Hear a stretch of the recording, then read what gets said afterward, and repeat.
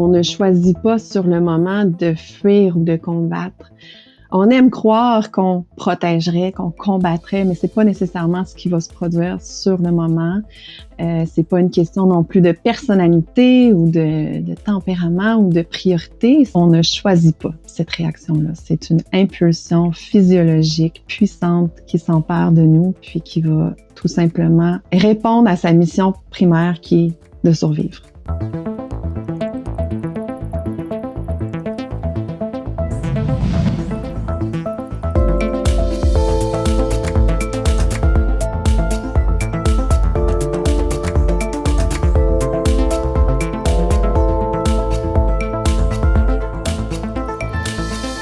Salut les curieuses, salut les curieux. Aujourd'hui, j'ai la chance d'avoir rendez-vous avec Isabelle Soucy, psychologue clinicienne, femme, formatrice, hypnothérapeute, formée à de nombreuses approches thérapeutiques, familière des troubles comportementaux, des troubles du comportement alimentaire, autrice, professeure de yoga, mère, conférencière, passionnée par le système nerveux, les comportements humains et par l'activité physique, mais également spécialiste du stress.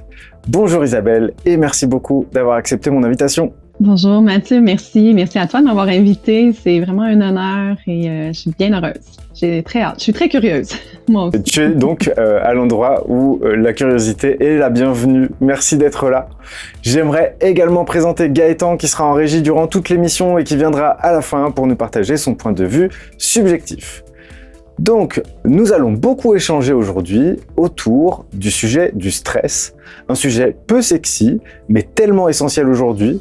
Donc, on va passer du temps dessus et on va bien entendu en parler de façon la plus détendue possible pour mieux connaître ce compagnon de vie qui, lorsqu'il est activé, ne peut pas vraiment être rencontré tant il prend toute la place, ce qui empêche de prendre le recul nécessaire. Et nous allons en parler en deux temps.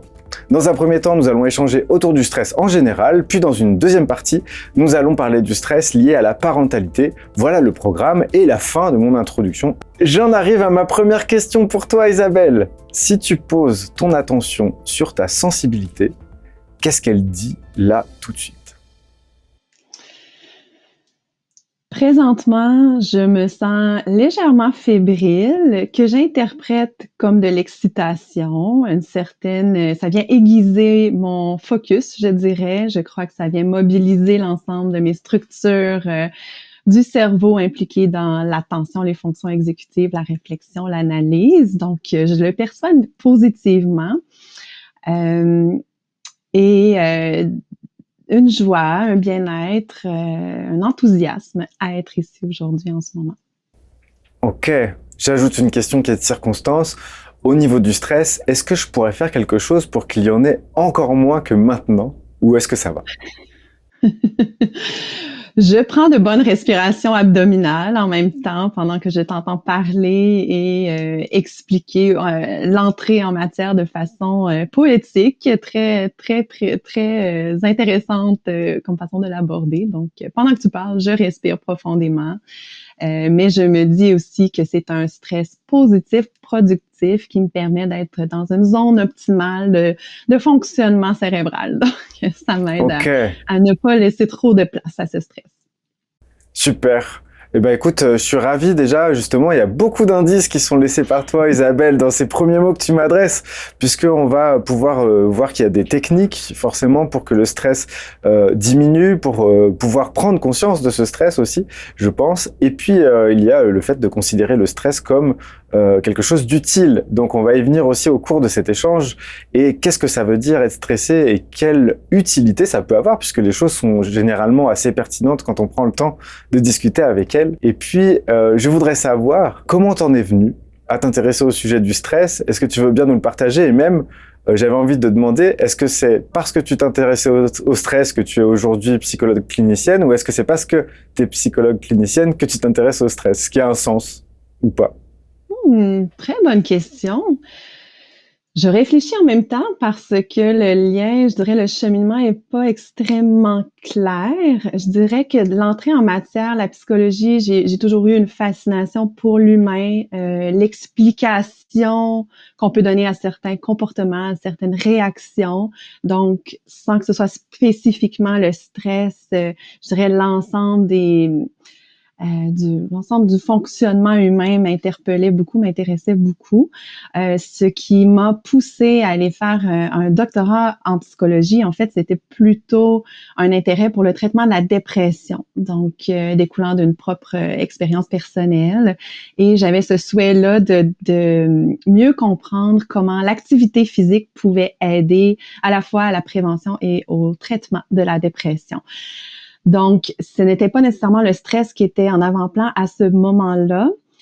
Par contre, au fil de mon parcours académique, j'ai eu la chance de travailler avec une clientèle très spécifique, de faire des stages et mon internat auprès des anciens combattants canadiens, donc qui souffraient de troubles opérationnels, que ce soit de stress post-traumatique, de troubles, disons, plus chroniques. Et ce qu'on observait d'autant plus, c'est une suractivation du système nerveux, même après avoir fait plusieurs années de traitement, de thérapie. Donc, je me suis intéressée un petit peu plus au stress dans cette optique-là, de comprendre comment fonctionne le système nerveux, qu'est-ce qu'on fait avec un système nerveux suractivé de façon chronique et est-ce qu'on peut l'aider à fonctionner de façon un petit peu plus apaisée au quotidien. Au travers de tout ça, dans cette même période, je faisais beaucoup de yoga et je m'intéressais beaucoup au yoga. Je suis allée suivre une formation professorale en enseignement du yoga et ça m'a ouvert, je dirais, au monde des techniques d'auto-apaisement, la respiration, la pleine conscience. Et je suis ressortie de cette formation-là avec la mission personnelle d'unir les forces du yoga et de la psychothérapie, notamment, entre autres, auprès de cette clientèle-là qui souffre d'anxiété chronique ou de système nerveux suractivé, peu importe sa source, et de rendre accessibles des techniques simples, facilement implantables dans nos modes de vie surchargés. Hein? Je suis pas la seule à constater qu'en 2024, la vie va vite. Donc, ça prend des techniques qui sont quand même assez simples, courtes, implantables facilement dans notre quotidien, parce qu'on va miser beaucoup plus sur la fréquence, généralement, plus souvent qu'on peut utiliser ces techniques-là, ben, il y a un effet cumulatif qui fait qu'au long cours, on peut un peu rééduquer notre système nerveux à fonctionner différemment. Donc, c'est ce qui a ouvert la porte, je dirais, vers mon intérêt pour le stress et toutes les techniques, autant cognitivo-comportementales que la pleine conscience, que les techniques vraiment plus de relaxation, auto-apaisement, les techniques plus psychocorporelles, je dirais, pour apaiser notre système nerveux. Merci beaucoup pour cette réponse. Je me dis donc du coup, si ça se trouve, dans ce que tu me dis, j'essaie de reformuler pour voir si le système nerveux, la compréhension du système nerveux et des comportements, c'est le centre de ton intérêt en fait finalement. Et puis derrière, il y a des branches comme le stress qui se sont ouvertes, c'est ça? On pourrait dire certainement, tout à fait. Ok. Ok. Super. Et donc là, tu parlais aussi d'un système nerveux trop... c'est quoi le mot que tu avais utilisé, pardon? J'allais dire trop stimulé, mais c'est suractivé, ouais. Le mot suractivé, il paraît important, et d'autant plus que sur cette chaîne, on s'adresse à des personnes qui, pour certaines d'entre elles, suractivent leur mental. Et est-ce qu'il y a pour toi un lien entre la suractivation du système nerveux et la suractivation du mental? Comment ça discute? Est-ce que quand ça s'ajoute, ça fait des effets cocktails ou pas du tout? J'avais pas prévu de poser cette question, mais elle me vient.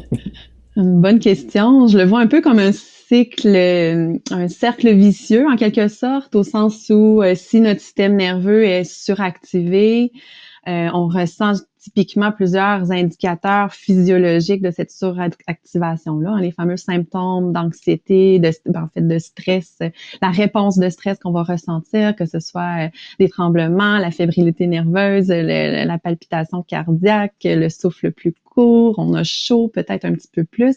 Donc, ces symptômes-là peuvent générer du contenu mental, donc des pensées, des peurs par rapport à ces symptômes-là, ou tout simplement l'interprétation de « Ah, mon Dieu, je me sens stressée », et là, il y a peut-être une histoire qui se bâtit autour de tout ça, pourquoi je suis stressée, ou « Ah, il y a telle chose qui s'en vient ». Bon, fait que les symptômes eux-mêmes, ce qui se manifeste au niveau du corps peut effectivement provoquer des pensées qui sont de type anxiogène. Ça fait que ça va plus vite. Et l'inverse est vrai aussi, hein, quand on sent que ça va plus vite, il y a des choses qui nous préoccupent naturellement, mais ça va stimuler ou maintenir la suractivation du système nerveux. Ça tend à s'alimenter un et l'autre, je dirais, dans une boucle un peu qui est plus difficile à interrompre à moins de vraiment en faire une intention consciente.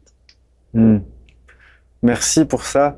Il y a une question que je me posais aussi parce que on parle souvent du cortisol médiatiquement très rapidement comme étant l'hormone du stress, mais je pense que les choses sont toujours plus complexes que ce qu'on annonce de façon simplifiée. À quoi ça sert le cortisol? C'est une hormone nécessaire en fait au fonctionnement, à la survie. On se réveille le matin, notre taux de cortisol est plus élevé. Ça nous aide à nous mobiliser vers l'éveil, vers l'action. Il y a d'autres hormones de stress aussi, comme l'adrénaline, noradrénaline, qui vont être sécrétées par notre corps dans le besoin. Donc, ce sont des hormones qui vont faire en sorte qu'on se sent mobilisé suffisamment pour la tâche qui est devant nous, que ce soit une menace à affronter, un problème à résoudre, que ce soit peu importe la tâche. Donc, on a besoin d'un certain niveau de ces hormones-là pour se sentir justement d'attaque, là, mobilisé. Cela dit, on souhaite qu'il y ait des moments où, oui, ces hormones-là sont sécrétées, mais qu'il y ait aussi des moments d'apaisement au travers. Donc, ce ne soit pas constamment une sécrétion chronique qui surcharge l'organisme en quelque sorte, qui épuise les glandes surrénales au long cours. Et là, ça vient avec tout plein de problèmes à la longue. Donc, on souhaite avoir un équilibre, une certaine harmonie entre les périodes d'activation et les périodes d'apaisement pour s'assurer que le corps, notre organisme, puisse maintenir ce qu'on appelle l'homéostasie, un état relatif d'équilibre qui optimise le fonctionnement de l'ensemble des structures de notre corps, des organes comme notre système nerveux, comme peu importe, toutes les fonctions en fait de notre corps cherchent à maintenir un certain équilibre, une certaine homéostasie. Donc, ça prend les deux, les hauts et les bas. Ouais, j'entends. Donc il y a surtout petit à petit, moi j'ai l'impression, alors c'est vraiment à ma petite échelle, je me dis, est-ce que on n'est pas grand-chose sans ces hormones là qui nous traversent et qui se déclenchent à des moments précis? On resterait au lit s'il n'y avait pas de cortisol ou ce serait pas à ce point-là on aurait plus de mal encore parce que à des moments c'est difficile quand même. J'ai l'impression que d'une certaine façon, pour le plaisir de la pensée, je dirais, est-ce qu'on peut faire l'hypothèse qu'on est là pour que les hormones puissent circuler d'une certaine façon? C'est une bonne image, c'est intéressant. Ça, c'est plus complexe que ça selon moi, mais je ne suis pas non plus spécialiste en endocrinienne, en hormones et neurotransmetteurs, donc ce serait des questions à poser à des spécialistes qui s'intéressent à cette question. Mais effectivement que on est influencé par ces fluctuations hormonales-là. On a des cycles qui font en sorte qu'à différents moments de notre vie, de la journée, de la semaine, du mois, les hormones vont être différentes. Donc, ça fait partie, je dirais, de l'art de vivre que d'apprendre à naviguer au travers de ces fluctuations-là, d'être à l'écoute de soi, de comprendre que c'est tout à fait correct d'avoir des besoins différents d'une journée à l'autre parce qu'il y a effectivement tout un univers qui se passe au niveau de notre corps duquel on n'est pas nécessairement conscient, mais qui va nous affecter au niveau de la vitalité, de notre état psychologique également. Je me demandais, est-ce que entre les pics justement, en fait, je te dis comment je le comprends, mais vraiment, j'insiste, je suis pas connaisseur du sujet. Enfin, à part en tant que spécimen qui ressent le stress. Mais du coup, je me disais, est-ce que justement le stress, c'est quelque chose qui va mobiliser nos ressources de manière à ce qu'on agisse pour retourner vers l'homéostasie, qui est plutôt la tranquillité, et ainsi de suite. Donc en fait, en gros, c'est notre système de réaction à l'environnement pour retrouver l'homéostasie. Et donc le but serait l'homéostasie et pas l'action à proprement parler. Intéressant. J'apporterais l'image de la courbe en U inversée en fait, j'ai deux pistes où je veux aller. Là. Avant peut-être d'aller dans la courbe en U inversée, je me dis, si on ne faisait que dormir, donc on serait uniquement dans l'activation de notre système nerveux parasympathique, responsable du repos, de la récupération, ça ferait pas une vie nécessairement très riche. Puis à un certain point, on a beau vouloir continuer à dormir, mais il y a un certain moment où on sent que c'est assez, on a assez pour avoir nos réserves suffisantes pour la journée. Très peu de gens atteignent ce stade-là, là, je dois le dire. Mais ensuite, on a la journée, on a la période d'éveil.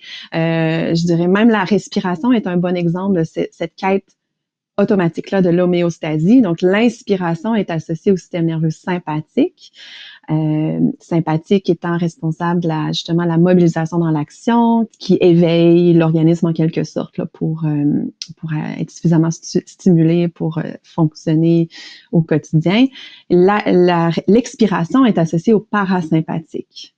Donc, on a aussi dans notre respiration un mouvement cyclique qui assure l'homéostasie. Si on ne faisait que inspirer, on peut faire l'expérience pendant qu'on en parle. Si on ne fait qu'inspirer, éventuellement, il y a un certain malaise qu'on va ressentir qui découle de Ventilation. L'hyperventilation, merci beaucoup. Même chose, si on ne fait qu'expirer, expirer, on va ressentir les malaises qui découlent d'une désaturation de l'oxygène dans le sang. Donc, ça prend l'équilibre entre les deux. Donc, dans la vie en général, dans même, je pense, le monde naturel en général, on voit ces ballons-là qui, la moyenne des écarts finit par tendre vers un certain centre équilibré pour que tout fonctionne. Cela dit, je reviens à la courbe en U inversée du stress et de la performance. Si on n'a aucune activation de notre système nerveux, aucune hormone de stress, à quel degré est-ce qu'on peut être performant? Probablement qu'on est endormi, en fait. Donc, au niveau de la performance, au niveau de notre productivité, ce qu'on peut contribuer à l'humanité est très, très limité. Ça prend cette activation-là du système nerveux suffisant. Donc, on monte la courbe et plus qu'on sent cette activation-là de notre organisme, de notre système nerveux sympathique, plus on se sent, justement, quand je mentionnais au tout début, l'esprit devient aiguisé, on a plus accès à une vitalité intérieure qui nous propulse vers l'avant. Donc, on sent qu'on est dans un stress productif. Sauf que si on surcharge l'organisme de stress, on peut en venir à dépasser cette zone optimale en haut où on parle d'une zone optimale de fonctionnement, une zone optimale de performance et ça tend à découler vers des effets négatifs. Donc, on descend la courbe en U de l'autre côté et là, on parle de stress plus négatif, de détresse au lieu de eustress, qui est un terme utilisé pour parler de stress positif. Et donc, on devient, à ce moment-là, si on est surchargé, là, tout d'un coup, il y a toutes sortes de modifications qui se produisent au niveau du cerveau, parce qu'on a moins accès, en fait, à notre cortex préfrontal, notre néocortex qui nous aide à réfléchir, à analyser, à créer, à penser de façon claire. Donc, on tend à être plutôt dans un malaise de par la surcharge de stress, finalement, qui nous afflige. Ok, merci. Donc ça s'adresse en fait au système 1, cette histoire. C'est plus ancien que le néocortex, ce système-là, qui est lié au stress. Et du coup, ça vient à une question que j'avais envie de te poser, c'est est-ce que le stress, il est présent à partir du moment où on est vivant? Est-ce que c'est vrai pour les végétaux? Est-ce que c'est vrai pour les animaux? Et comment tu nous éclairerais ça?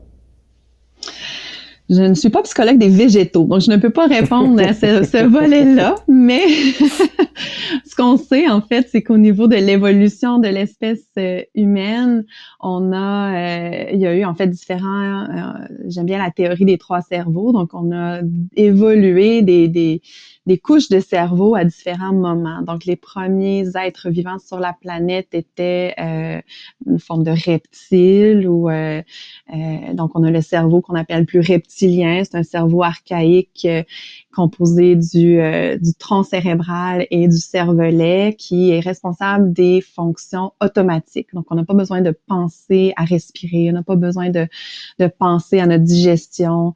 On va être responsable aussi des réflexes, le fameux exemple de si on met une main sur un rond de poêle chaud, une cuisinière chaude. On la retire avant même d'avoir traité l'information, avant même parfois de ressentir la chaleur sur la main. Donc, c'est un réflexe automatique qui se produit grâce à ce cerveau reptilien-là ou le cerveau archaïque. Ensuite, les prochains êtres à être apparus étaient les mammifères, les animaux. Donc, eux ont développé ou sont venus aussi avec un cerveau émotionnel. Donc, par-dessus le tronc cérébral, on a la zone composée du système limbique, donc les amygdales cérébrales et donc le siège des émotions très fortes. Donc, la peur, par exemple, l'agressivité, le stress, l'anxiété aussi tend à la réponse de stress là, tend à découler, entre autres, lorsque cette région-là, elle est activée. Donc, les animaux, effectivement, semblerait, vivent des émotions et peuvent ressentir également du stress, vont répondre aussi au stress. Et les humains, les primates, en fait, ont évolué le néocortex, donc qui est la couche supérieure, notre troisième cerveau, le plus évolué au sens de que ça nous permet, en fait, toutes les fonctions exécutives. Donc, réflexion, planification, organisation, création, imagination, à la limite, d'être capable de donner du sens à ce qu'on vit. Donc, ces trois cerveaux-là, ce qui est intéressant de comprendre aussi, c'est que lorsqu'on est confronté à une menace, vont être activés à quelques millisecondes d'intervalle et le néocortex est le dernier à pouvoir traiter l'information. Donc, la priorité de notre cerveau reptilien et même émotionnel, c'est d'assurer la survie de notre survie, la survie de l'espèce. Et donc, si ces cerveaux-là sont allumés, inflammés, de façon très importante, ça vient inhiber l'accès à notre cortex préfrontal parce que la priorité, ce n'est pas de se pencher sur une réflexion analytique de la situation. C'est simplement fuir, combattre la menace ou figer, faire comme si on n'est pas là pour pas attirer l'attention. Donc, on est dans des réactions très primitives. Et ça prend un petit délai aussi qui fait que c'est un petit peu plus long. Il faut attendre aussi que la poussière retombe avant de pouvoir vraiment se pencher sur une réflexion de qu'est-ce qui s'est passé. Est-ce que c'est une réelle menace? Est-ce que ma réaction, elle était appropriée, exagérée? Ça explique pourquoi plusieurs personnes vont souvent nous dire « Ah, mais j'ai réagi de telle façon, puis je me comprends pas dans ma réaction, je me reconnais pas dans ma réaction. » Ben, c'est tout simplement, généralement, des fonctions plus primitives qui ont pris le dessus et c'était en fait une réaction du cerveau pour assurer l'intégrité physique ou même psychologique de la personne. Ça me fait penser, alors j'avais pas du tout... c'est passionnant, il y a plein de choses qui me passent par la tête et tout, je vais oublier la moitié des trucs qui me popent, mais parce que j'écoute ça et ça m'a fait penser, ce que tu viens de dire, à un film dont je ne saurais pas retrouver le nom, qui est, je crois bien, suédois ou norvégien. En fait, le pitch du film, c'est simplement une famille parfaite, ils sont blonds, ils sont beaux, ils s'aiment, c'est merveilleux, et ils sont partis faire du ski. Et en fait, il y a une avalanche qui a lieu alors que eux, ils sont à la terrasse d'un refuge en haute montagne, quoi, enfin d'un bar, etc. Donc il y a l'avalanche qui d'abord est prise pour quelque chose de pas dangereux, puis elle se rapproche, elle se rapproche, elle se rapproche. Et là, en fait, il y a d'un côté le père qui s'en va, qui laisse sa famille, et de l'autre côté, la mère qui protège ses enfants. Et ensuite, tout le film, parce que ça se passe assez rapidement, c'est le père qui ne veut pas admettre qu'il a fait ça. Et c'est toute la rupture entre les deux personnages principaux, la rupture qui a lieu à ce moment-là où le père ne peut pas admettre avoir fait ça, et où sa femme lui dit je t'ai vu faire ça, et je peux pas passer à autre chose tant que tu ne l'as pas reconnu. Et c'est passionnant, et en même temps c'est pas très... Enfin c'est un film qui est pas hyper feel good, mais c'était vraiment intéressant comme sujet, je trouvais. Et là, typiquement, il a son cerveau reptilien qui a pris le dessus et il a choisi de fuir. Choisi est un mot que je ne choisirais pas dans les circonstances au sens où plus on comprend un peu le fonctionnement du cerveau, en fait, ce n'est plus un choix rendu là, c'est une impulsion qui prend le dessus. Euh, et on ne choisit pas sur le moment de fuir ou de combattre. On aime croire qu'on protégerait, qu'on combattrait, mais c'est pas nécessairement ce qui va se produire sur le moment. C'est pas une question non plus de personnalité ou de tempérament ou de priorité. C'est vraiment encore là quelque chose de très instinctif qui va dominer le moment et l'expérience. Je comprends tout à fait. Là, je peux juste m'imaginer ce qui se passe dans la tête de la mère des enfants. Plus toute après ça, la complexité émotionnelle que la famille se retrouve à vivre. Je peux comprendre aussi, j'en rencontre des personnes qui effectivement se culpabilisent pour des réactions qu'ils ont eues, qui auraient donc souhaité agir différemment, mais dans un contexte de survie, de menace à l'intégrité physique et psychologique, on va avoir des réactions qu'on ne comprend pas nécessairement. Et après ça, il y a le jugement. Un coup que la poussière est retombée, ben là, le néocortex revient allumé. On a accès à cette réflexion logique-là. Et là, on a souvent une analyse a posteriori, donc après coup, une fois qu'on connaît le déroulement de l'histoire, on se dit, mais il aurait dû réagir de telle façon, on aurait aimé qu'il réagisse de telle façon. Et là, les gens tendent à justement souffrir de culpabilité, de honte par rapport à ces réactions-là. Donc, c'est important de comprendre que on ne choisit pas cette réaction-là. C'est une impulsion physiologique puissante qui s'empare de nous, puis qui va tout simplement répondre à sa mission primaire qui est de survivre. Ouais, je te remercie beaucoup pour cette réponse et je suis trop content de t'avoir fait la passe en te disant il a choisi complètement maladroitement. C'est trop chouette. Je suis content que ça puisse faire partie de notre échange, cette précision. On ne choisit pas dans ces moments-là décisifs où en fait on va être piloté par notre système de survie. En fait, on choisit pas vraiment les actions qui vont avoir lieu et on peut défendre avec notre néocortex plein de valeurs qui nous sont chères. Et finalement être complètement à côté de la plaque dans l'action qui va sortir par rapport à ce qu'on avait essayé de programmer en fait d'une certaine façon. Mais on fait pas le poids par rapport à d'où ça vient tout ça. C'est ça, on peut s'intéresser, je m'intéresse beaucoup à plus la vision évolutionniste de ces fonctions de survie-là, et après, effectivement, c'est intéressant de se questionner sur notre propre histoire de vie, parce que nos propres expériences de vie depuis l'enfance vont aussi façonner qu'est-ce que nous, on perçoit comme une menace, qui l'est pour nous, mais qui ne l'est peut-être pas autant pour une autre personne.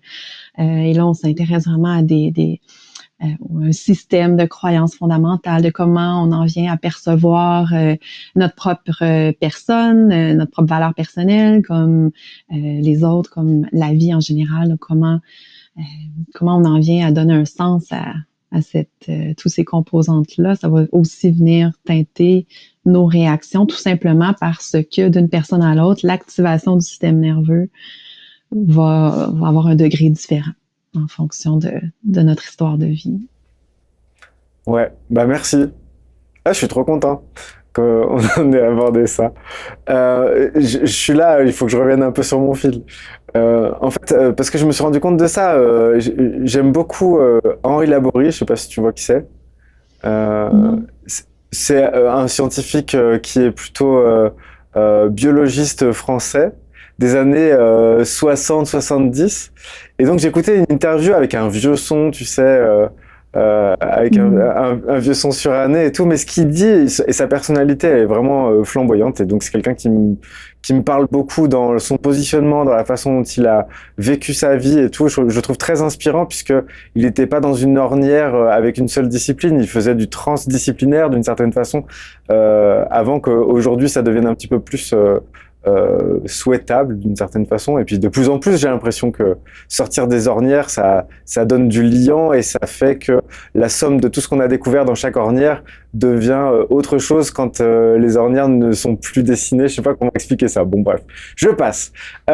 C'est donc un mot dont j'ai découvert le stress par la bouche d'Henri Laborie, qu'il était assez récent finalement.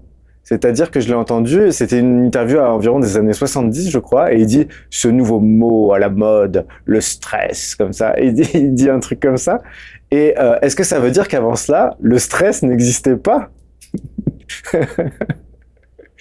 comme bien des choses, puis en fait, je te lancerai la question. Toi, est-ce que tu penses que le stress n'existait pas Non, avant, moi je pense, avant qu'on je mette un pense thème? que, je pense que en fait, on change les choses quand on en a conscience, qu'on change notre rapport à ce dont on a conscience. Et d'ailleurs, c'est pas toujours dans le sens le plus souhaitable, puisqu'on sait que les personnes qui vont avoir des diagnostics sérieux de maladies graves vont avoir une poussée de cette maladie qui va être concomitante à l'annonce, en fait, puisqu'il y a de la conscientisation, où on sait que, par exemple, les femmes qui font un déni de grossesse, bah, sitôt qu'elles sont au courant, derrière, il faut quelques jours pour qu'elles aient une taille de ventre à peu près normale par rapport au déroulé de la grossesse en question. Donc en fait, la conscience, avoir conscience de quelque chose, ça change le rapport qu'on a à cette chose-là. Donc ce que je me demandais, c'est, vu que c'était peut-être pas conscientisé, ou peut-être qu'il y avait un autre mot pour le dire tout simplement, que c'est juste un effet de mode du mot stress qui a remplacé un synonyme plus obsolète. C'est pas la même chose du coup pour moi. Et je sais pas s'il y avait un mot qui voulait dire ça avant, ou si ce concept-là est apparu, a été vu avec l'apparition de ce mot-là. Ça, je sais pas. Mhm. Est-ce que tu sais, Je trouve toi? ça, je trouve ça très intéressant ce que tu apportes. Je trouve qu'effectivement, c'est ce qu'on observe en général aussi. Et je suis d'avis que ce n'est pas dans les années 60 que le stress est apparu chez l'humain, hein, comme on mentionnait. Donc, c'est depuis les reptiles, c'est depuis le besoin de survie de chaque organisme et être vivant. Donc, c'est un phénomène qui existait. Est-ce qu'on lui donnait un autre nom avant? Fort probablement. Est-ce qu'on le banalisait? On faisait comme si ça existait pas, peut-être aussi. Hein. On voit que nous, dans notre en Amérique du Nord, on utilise le DSM, qui est un peu notre Bible diagnostique. Il y a aussi la classification internationale des maladies, plus en Europe, qui se renouvelle d'année en année pratiquement avec des nouveaux termes, des nouveaux titres, des nouveaux diagnostics. Est-ce que ça veut dire que on réalise que c'est nouveau? Non, rarement. Habituellement, en fait, c'est avec l'évolution de la compréhension de l'être humain, on observe différentes choses et ça permet de mettre en lumière l'existence de problématiques qui font souffrir l'être humain probablement depuis des lunes. Je trouve intéressant aussi la notion de si on utilise un terme, est-ce que on ne met pas un peu, ça a un effet un peu lumière sur le syndrome et là, on en vient à exacerber ou donner une importance plus grande à ce qui est là. C'est un débat qui existe effectivement. C'est quelque chose qu'on on se questionne aussi. J'entendais une entrevue récemment avec Sonia Lupien, qui est une chercheure très connue de façon internationale là, sur le stress, qui est québécoise, et elle expliquait que ça fait en sorte, en fait, là, je m'excuse si je paraphrase mal là, ce qu'elle a dit. J'ai immensément d'admiration pour elle, donc je vais tenter de rendre justice à ses propos.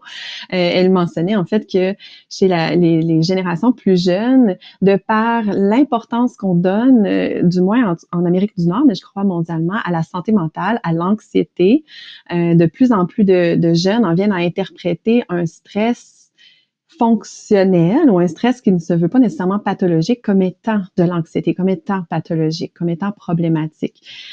Donc, comme je nommais au tout début, hein, la fébrilité que je ressentais, j'aurais très bien pu l'interpréter comme étant problématique, pathologique. Je devrais pas me sentir comme ça. Avec la quantité d'entrevues que j'ai données, je suis censée être expérimentée, je suis censée... Bon, toute cette couche de jugement-là, d'analyse-là, de critique de mes symptômes physiologiques en leur donnant une teneur négative va venir accentuer ma propre détresse et je ne vivrai pas de façon aussi positive l'expérience. Donc, il y a l'interprétation de nos symptômes aussi qui va être important. Et effectivement, si on se dit qu'on ne devrait jamais être stressé, et qu'on arrive à un examen, qu'on arrive à une entrevue, qu'on arrive à peu importe la situation, on ressent ces symptômes de cette réaction physiologique de stress-là. Si on l'interprète négativement, mais ça va teinter négativement notre expérience et on va avoir tendance à se poser des questions. Est-ce que c'est normal? Est-ce que je devrais consulter? Et donc oui, effectivement, on le voit aussi notamment avec, bon, je suis pas spécialiste de l'hypersensibilité, mais je trouve que depuis quelques années, on en entend beaucoup plus parler. Est-ce qu'avant, il y avait pas de personnes hypersensibles? Aucunement. Je crois qu'il y avait, en fait, dans tout, hein, on a une courbe, une distribution normale, la fameuse courbe en cloche qui fait qu'on a une distribution assez variée sur un continuum de personnes qui sont à un extrême. Très peu de personnes sont dans les extrêmes, la majorité se situe à peu près au milieu. Donc, même chose avec ces phénomènes-là, même si il n'avait pas d'étiquette ou de mots peut-être d'apposer, ce sont des phénomènes qui existaient, selon moi, depuis l'arrivée de l'humanité, je dirais.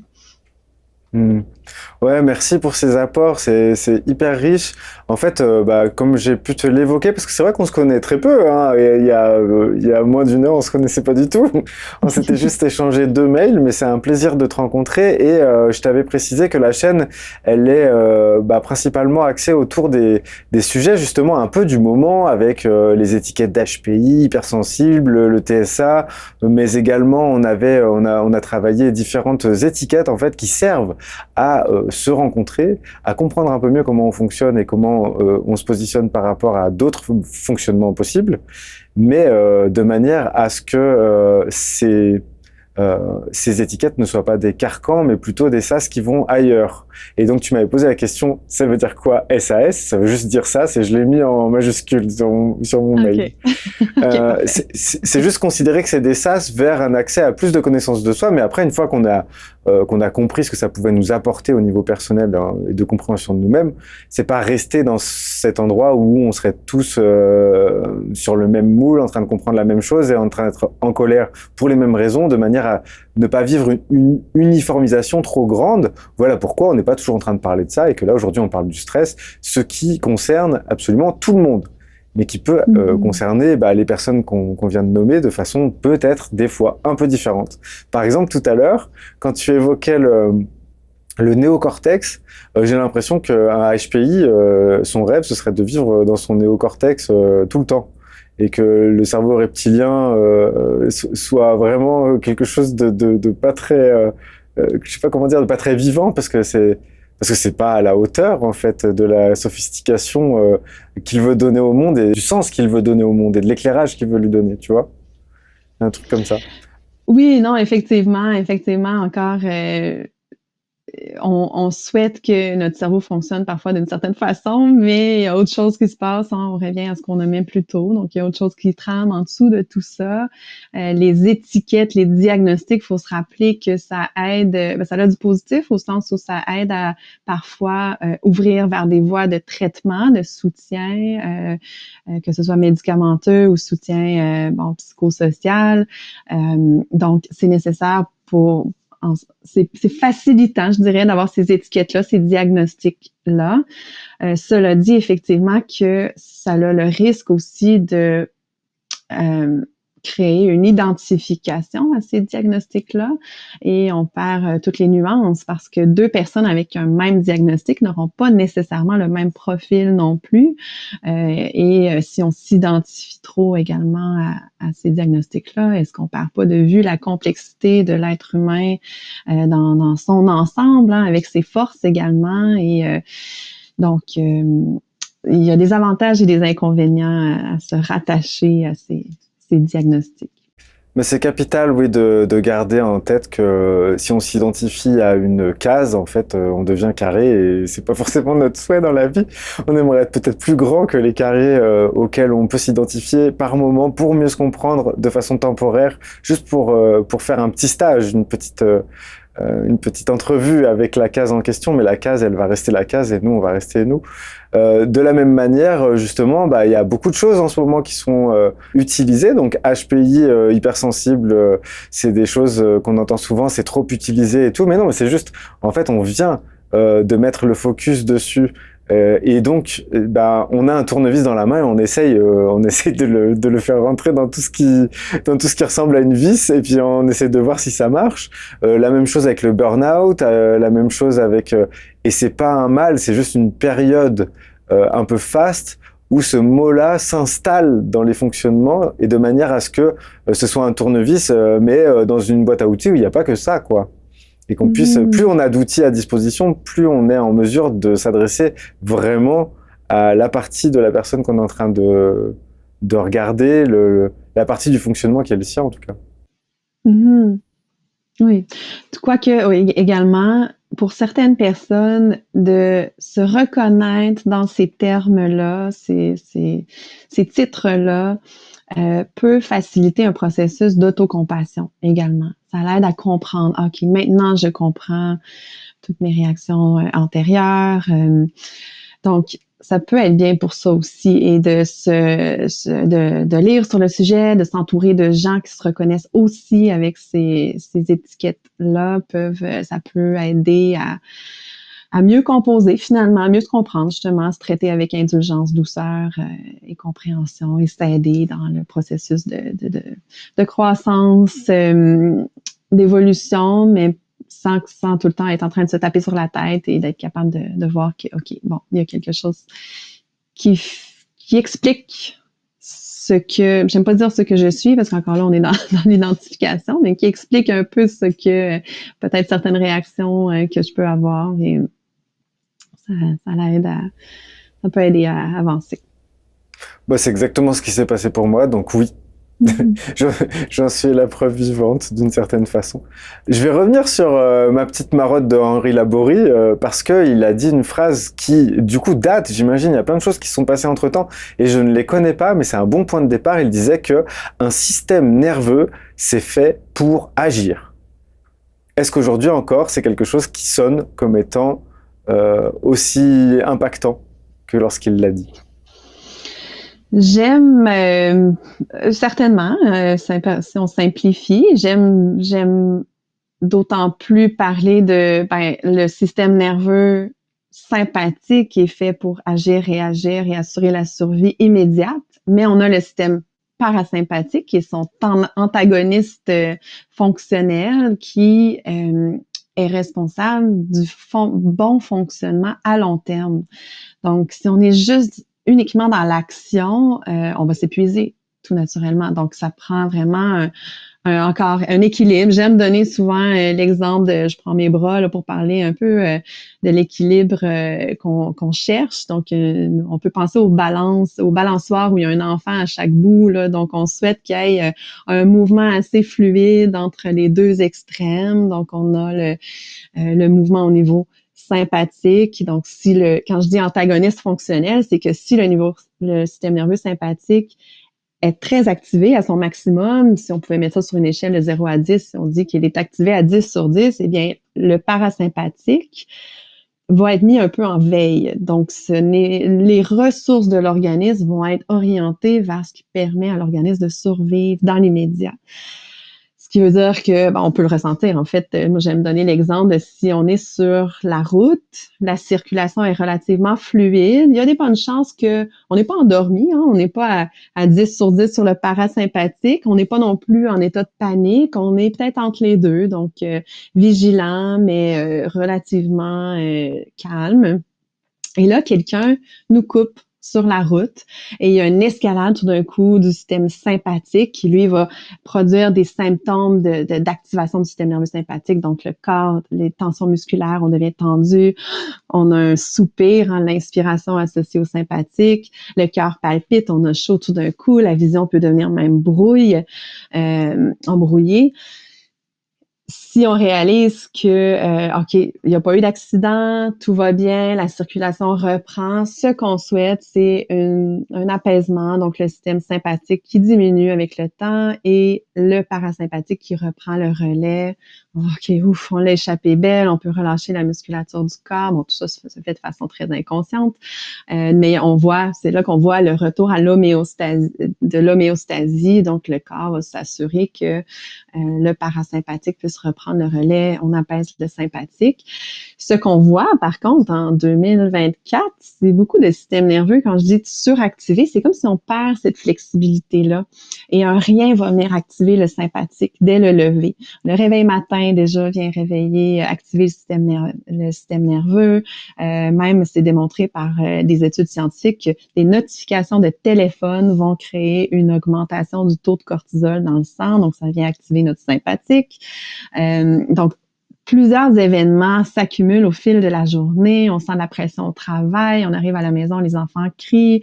Donc, il y a une accumulation de sources de stress qui vont faire réagir notre système nerveux. Et à la longue, on perçoit comme une perte de flexibilité. Notre système nerveux en vient à avoir de la difficulté à revenir au calme et à faire sa transition.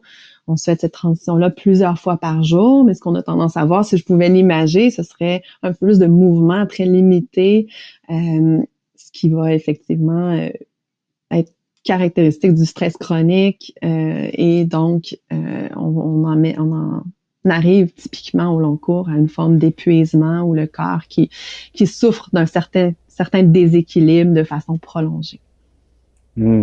C'est très clair ce que tu viens En tout cas, moi, ça me parle beaucoup. Et est-ce que tu as, toi... Alors, j'imagine qu'on peut pas expliquer ça en 2 secondes, évidemment, mais est-ce que tu as des éclairages? Pourquoi, dans la période dans laquelle on vit, qu'est-ce qui fait qu'il y a cette perte? Est-ce que c'est uniquement le fait d'être bombardé de sollicitations, de notifications, de messages, d'être toujours disponible et de pas être suffisamment hermétique, d'une certaine façon, au monde extérieur qui, finalement, on a des murs de plus en plus épais, mais on a des stimulations de plus en plus nombreuses. Il y a vraiment un truc... donc on est de plus en plus seul, mais de moins en moins seul en même temps, il y a un truc comme ça. Est-ce que ça joue, ça, dans ce que tu décris? Tout à fait, tout à fait. Et j'aime beaucoup, là, je viens tout juste de terminer le livre justement de Sonia Lupien, Stress au travail versus stress du travail ou stress du travail versus stress au travail, qui est un excellent ouvrage très complet, riche en études scientifiques sur le stress et l'évolution du stress au travail. Et elle démontre très bien comment, naturellement qu'il y a peut-être 100 ans, 150 ans, les gens n'étaient pas à l'abri des sources de stress, mais on peut s'imaginer des gens qui travaillaient leur terre, passaient des longues journées à travailler, très physique, hein, donc l'activité physique aide à métaboliser les hormones de stress, ça produit aussi une certaine une dépense énergétique qui fait qu'on dort plus facilement le soir aussi. Mais ce qui était central, c'est qu'au bout de la journée de travail, pouvait profiter d'un sentiment d'accomplissement. Le résultat était très tangible, alors que ce l'est moins aujourd'hui avec le travail de tête que beaucoup de gens ont. Et en arrivant le soir, on rentre à la maison, on pouvait peut-être plus s'apaiser, moins de sollicitations, pas de téléphone intelligent qui sonnait à tout bout de champ, pas de réseaux sociaux à entretenir. Donc, il y avait peut-être plus une facilité, un contexte qui facilitait. Puis là, je dis ça, puis je suis certaine qu'il y avait des gens qui quand même avaient des stress importants au travers. On n'est pas à l'abri de la maladie, des stress financiers que peut-être même à cette époque étaient présents. Mais on peut penser que le contexte faisait en sorte que pour une bonne proportion de gens, le stress lié à la journée de travail, au fonctionnement au quotidien était il y avait un retour à l'équilibre un petit peu plus facile à avoir. Le contexte social, se retrouver en grande famille, décompresser, se raconter des histoires. Il n'y avait pas de télévision, les gens n'étaient pas nécessairement isolés dans leur bulle, mais peut-être plus d'échanges sociaux. Et on sait que les relations sociales de qualité sont un prédicteur de bien-être central et même de longévité. Donc, avec l'évolution, et ça on le constate avec les dernières années, maintenant les sources de stress sont à de multiples niveaux et bien au-delà. On n'a plus le retour au calme, de l'havre de paix un peu au retour à la maison. En fait, on a une multitude de sources de stimulation qui nous accompagnent.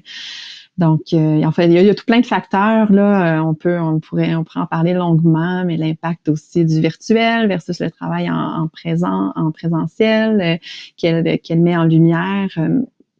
Il y a aussi le fait que, vu qu'il y a plus de télétravail, on a moins de phases liminales, je crois qu'elle appelle là, la phase de transition que les gens pouvaient utiliser un peu pour décompresser dans la transition entre le bureau et la maison, qui pouvait servir un peu d'apaisement. Maintenant, bon, on peut ressentir du stress sur la route avec la circulation, les embouteillages, comme avec la radio, s'il y a un thème qui vient nous chercher émotionnellement et tout ça. Si on parle au téléphone au travers, idéalement, on n'envoie pas de messages texto, c'est rendu illégal ici, mais ça nous suit un peu partout aussi, là, les sources de stress. Donc, ça devient en fait aujourd'hui, en 2024, il faut en faire une intention consciente de créer les opportunités pour la transition, de forcer cette transition-là vers le système parasympathique parce que le contexte ne le favorise plus suffisamment, du moins. Ok, super. Trop de questions d'un coup. Il faut faire le tri. Dans ce que tu dis, en fait, il y a quelque chose qui rejoint un petit peu l'échange que j'avais eu justement avec Serge Marquis, qui m'avait conseillé de solliciter cette interview avec toi. Et en fait, on était sur le sujet de l'attention.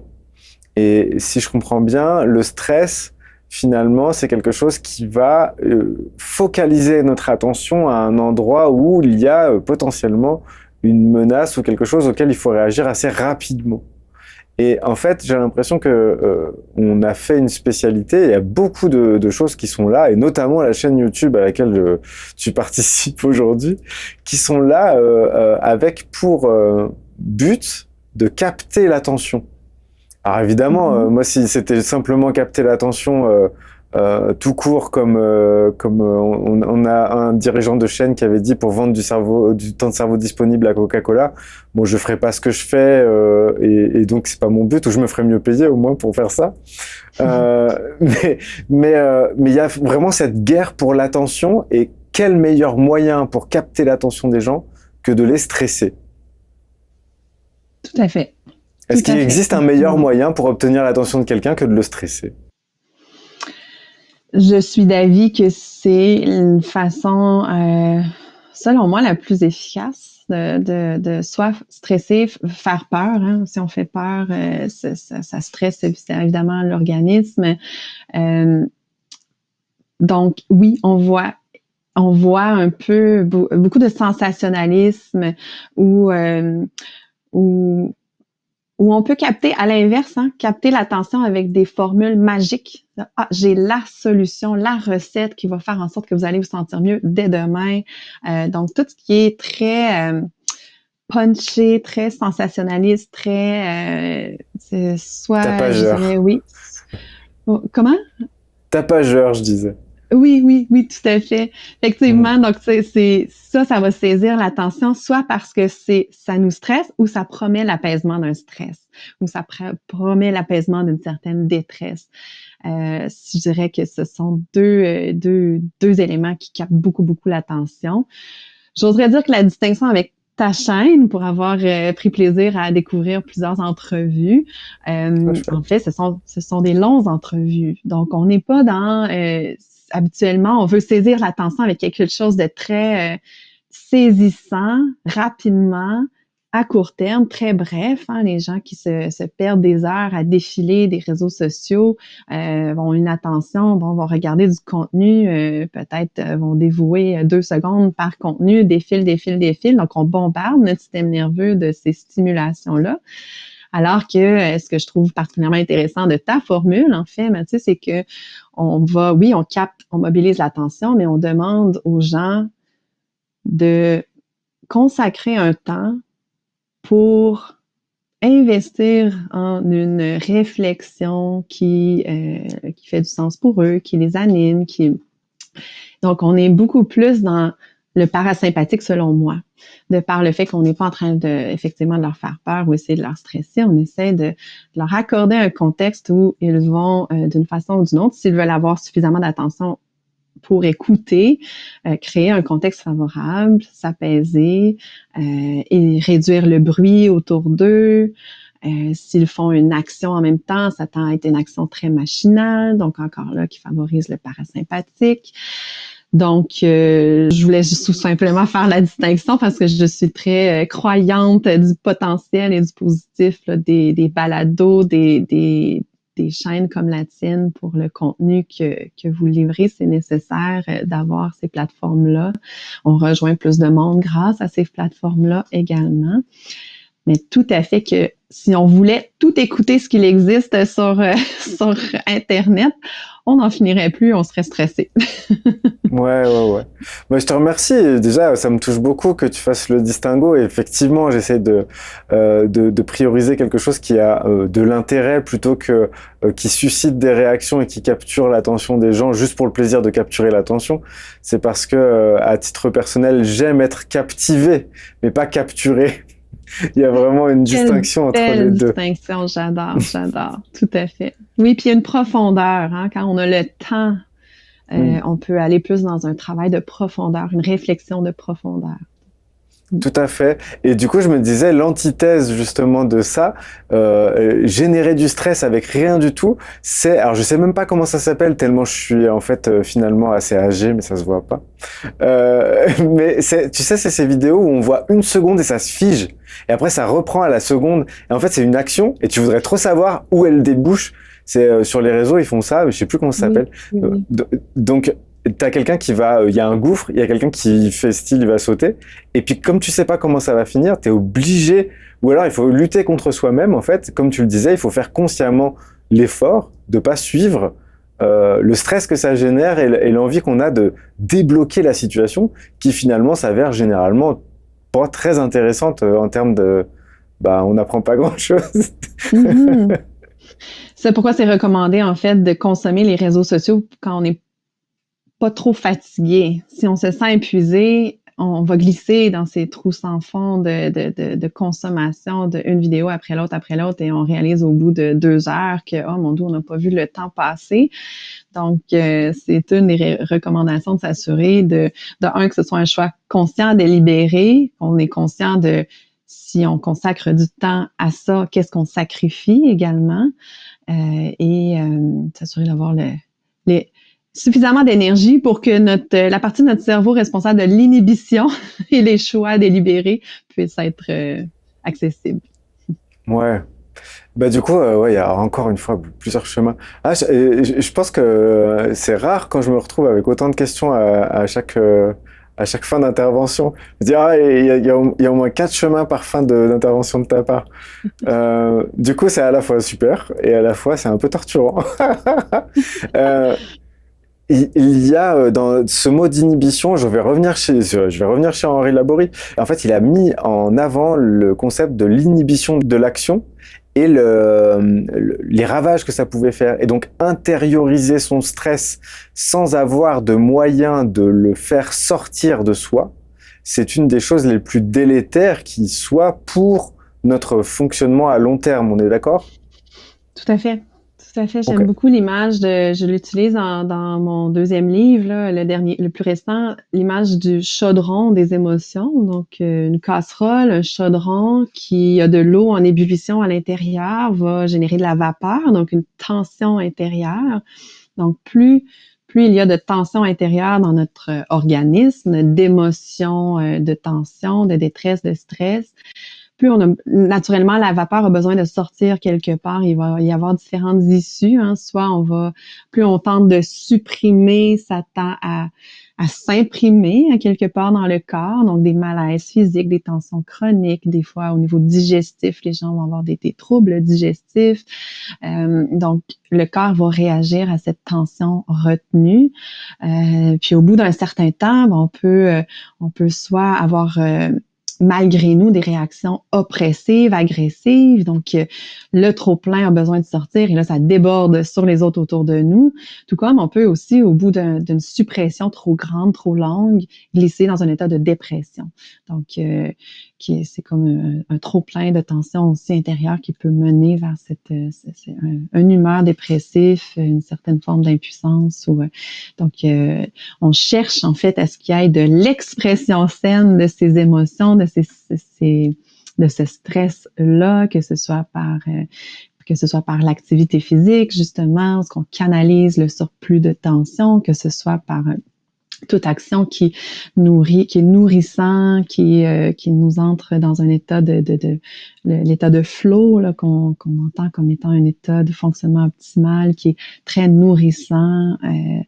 On peut, dans l'expression, dans la communication aussi, en parler avec un intervenant, avec quelqu'un proche de nous. Donc, ça peut aider également. Donc, il y a tout plein de façons de faire sortir cette tension-là, de canaliser ce trop-plein. Donc, je suis tout à fait d'avis. Donc, un grand détour pour dire que je suis d'avis avec cette observation. Je te remercie pour ce détour. Alors, il y a, parce qu'il faut qu'on y vienne au bout d'un moment, justement, à titre personnel, toi qui connais le stress théoriquement et pratiquement, puisque tu es une humaine, hein, comme nous tous, donc du coup, tu l'expérimentes et en même temps, tu as des connaissances dessus que peu de gens ont. Comment gères-tu ton propre stress? Est-ce que tes nombreuses connaissances te permettent une maîtrise de ton rapport au stress ou est-ce que tu tentes d'approcher cette maîtrise? Maîtrise, non.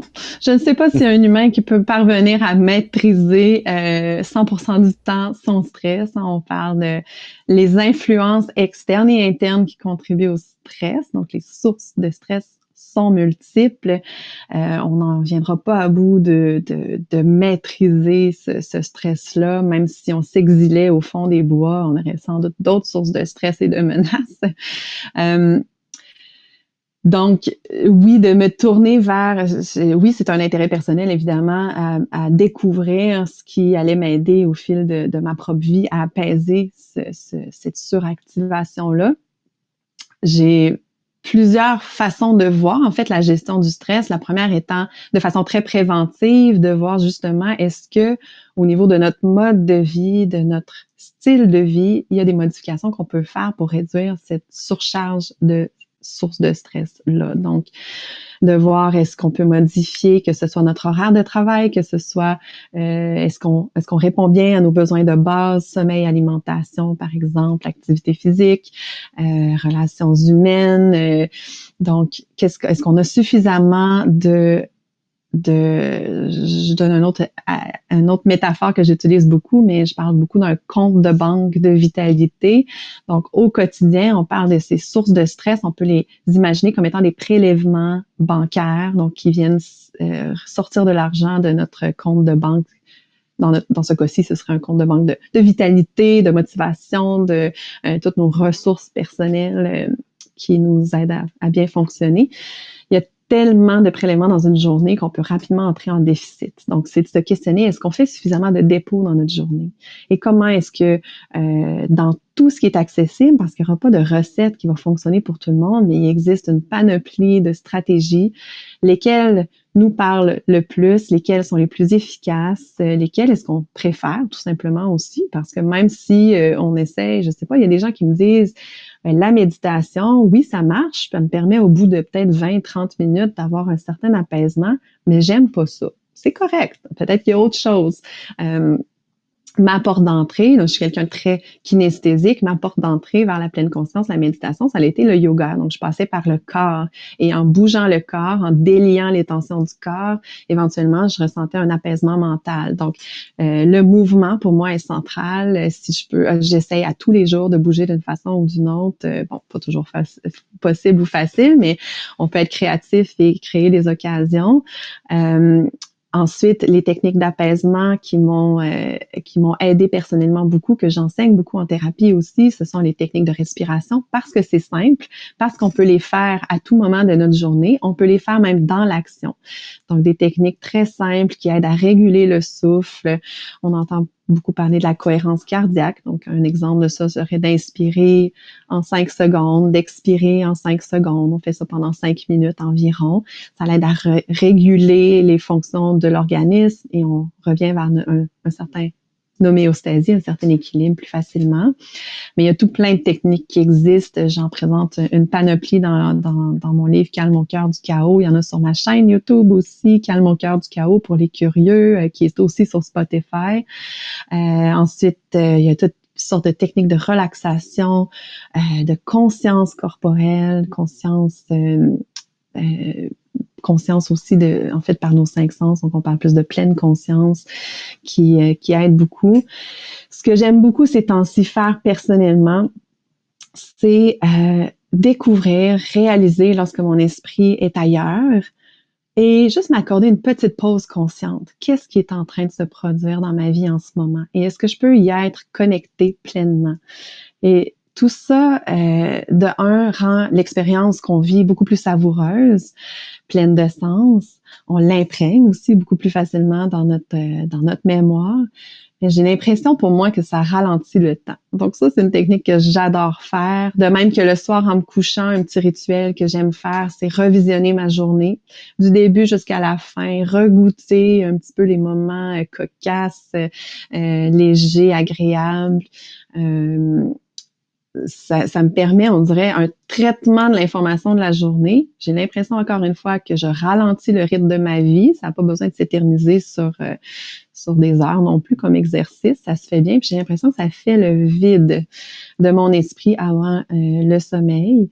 Donc ça, c'est une autre technique que j'aime beaucoup. Il y en a qui font une version un peu simplifiée de ça avec le bilan des gratitudes, qui fonctionne très bien aussi. Donc, au lieu de revisiter toute la journée, ben, prendre au moins le temps de nommer 3 gratitudes par rapport à la journée. Je pense à d'autres techniques de gestion du stress que j'aime beaucoup. L'hypnose. L'hypnose est pour moi une révélation que j'ai découvert il y a une douzaine d'années maintenant et que je trouve puissante pour l'apaisement du système nerveux. Ça crée un contexte très favorable à justement cette transition vers le parasympathique. On goûte à l'état d'apaisement. C'est comme si le système nerveux se rappelle c'est quoi d'être apaisé et il y a un effet qui est typiquement durable dans le temps aussi. Donc, pour les gens qui sont curieux, j'ai quelques séances d'hypnose guidée sur ma chaîne aussi, mais il y en existe plein, là. Si vous êtes pas fervent de mon accent québécois, là, il y en existe beaucoup en Europe, des audios d'hypnose de bonne qualité. Donc, rapidement comme ça, c'est ce qui me vient à l'esprit, mais je serais curieuse de savoir, Mathieu, toi, tes stratégies de gestion du stress, est-ce que tu aimerais en partager quelques-unes? Alors, je vais répondre à ta question, mais déjà j'ai eu plein d'images moi, il y a plein d'images qui me viennent quand les gens parlent, et là notamment, je t'ai vu au centre du cyclone, tu sais, l'œil du cyclone en position de yoga, en train de faire ta séance au centre du cyclone, en tournant très lentement, alors que tout le reste est en train de tourbillonner. Je pense que c'est la page couverture de Calme au cœur du chaos. Ok, ça marche. Bon, bah très bien. Bah, tu vois, j'avais pas eu la chance de le voir, mais finalement, si. Et du coup, il y a cette image-là qui m'est venue, et puis le fait de redigérer ta journée, ça m'a fait penser, tu sais, les vaches, elles ont plusieurs estomacs. Il y avait cette image-là qui m'est venue aussi pendant que tu me parlais. Et je me disais, d'abord, tu as commencé par quelque chose qui me paraît essentiel. En fait, c'est comme si moi, je recevais à la fois une invitation de ta part à me responsabiliser vis-à-vis du fait de conscientiser ce que je fais, en fait, pour prendre soin de cette homéostasie, de cet aller-retour entre deux systèmes, en fait, le système parasympathique et le système sympathique, si j'ai bien retenu la leçon, ça va? Tu m'invitais en fait d'une certaine façon, ou tu nous invitais, moi et les gens qui regardent cette vidéo, à prendre en main la responsabilité de ça, conscientiser finalement. Et puis en même temps, le fait de dire, mais de toute façon, le stress, c'est pas quelque chose dont on doit venir à bout. Donc il peut y avoir beaucoup de stress lié au fait qu'il y en a encore aussi. Et de se dire, mais qu'est-ce que je fais mal les choses puisqu'il y en a encore? Non, c'est logique. Et donc, je pense que c'est hyper important de le préciser, ça, parce qu'on a tendance peut-être à l'oublier, alors que quand on y pense, c'est simple. Mais quand on l'oublie, ça peut travailler comme si c'était pas normal qu'il y en ait malgré tout. Alors qu'en fait, c'est inhérent à notre statut d'humain incarné sur cette planète pour l'instant. Donc, je trouve ça hyper chouette. Toujours. Et même le moment où on aura trouvé la recette idéale pour ne pas avoir de stress, des paramètres dans notre vie vont changer et faire en sorte que cette recette devra être modifiée. Donc, oui, soyons indulgents et compatissants envers soi, c'est tout à fait normal. Donc, on essaye le plus possible de mettre les chances de notre côté, faire des dépôts dans notre compte de banque de ressources pour mieux naviguer, composer avec ce stress. Ouais. Et donc, je te remercie pour tous ces apports. Et puis, pour répondre à ta question, alors, il y a quelques petits trucs qui me viennent, notamment écouter des entretiens longs. C'est pour ça qu'en fait, ça m'est venu de faire ça à ma sauce avec les invités que j'avais envie de recevoir sur les sujets que j'avais envie d'aborder si jamais ils acceptaient mes invitations. Et du coup, parce que je sais que moi, ça participe de moments qui sont ressourçants pour moi. Quand j'écoute des personnes qui m'inspirent, pouvoir prendre le temps de développer leurs propos, ça me fait vraiment du bien, ça me nourrit dans quelque chose qui me rend calme en fait. Donc ça fait du bien. Et sinon, j'ai une petite pensée pour un système que j'ai mis en place, qui est ni plus ni moins que de la stratégie sur un besoin euh, une sorte de méditation que j'ai concoctée pour moi-même avec mes données de départ. En fait, au départ, je fais de la musique depuis longtemps, mais j'ai toujours joué avec des gens qui jouaient beaucoup mieux que moi de leur instrument. Moi, je fais ça à l'oreille, si tu veux. Ce qui fait que j'ai une exigence qui est aussi propre à la façon dont je suis un petit peu fabriqué à l'intérieur, une exigence très forte. Et j'ai le stress de la page blanche, tu sais. Tu peux tout faire. T'es devant ton instrument et tu pourrais tout faire avec. Et j'ai la frustration de ne pas être un orchestre à moi-même. Voilà. Ça aussi, c'est une grande tristesse. Je voudrais être un orchestre de musique de cinéma, moi, dans la vie. Et du coup, j'ai trouvé un truc pour contourner la composition ultime que tu dois faire quand tu te mets devant ton instrument. Et ben en fait, je commence à jouer, je me sample, je fais des boucles avec plein de choses, donc un clavier, des petits objets, des sons d'instruments acoustiques, etc. Et je fais tourner ça, je peux le mixer en direct et tout. Donc je suis en train de faire quelque chose de très spontané qui est une sorte de méditation musicale spontanée, improvisée, quoi. Et au bout d'un moment, quand ça me plaît, je peux muter certaines parties et en mettre d'autres. Et donc j'enregistre pendant que je suis en train de le faire quand ça me plaît. Ce qui fait que j'ai pas le stress de devoir générer la plus grande composition du monde. À ce moment-là, je suis juste en train de méditer activement, musicalement. Voilà. Donc c'est le moyen le plus personnel que j'ai pour faire ça. Et est-ce que tu as l'impression, Mathieu, de perdre la notion du temps quand tu fais cette Ouais, carrément. activité? Oui. Tout à Donc, fait. tu entres dans cet état de fonctionnement optimal, le flow, l'état très nourrissant, effectivement. Donc, un très bel exemple effectivement, méditation dans l'action, en quelque sorte, ou d'activité qui peut être à la fois productive, hein, parce que tu avances un projet, mais nourrissante en même temps.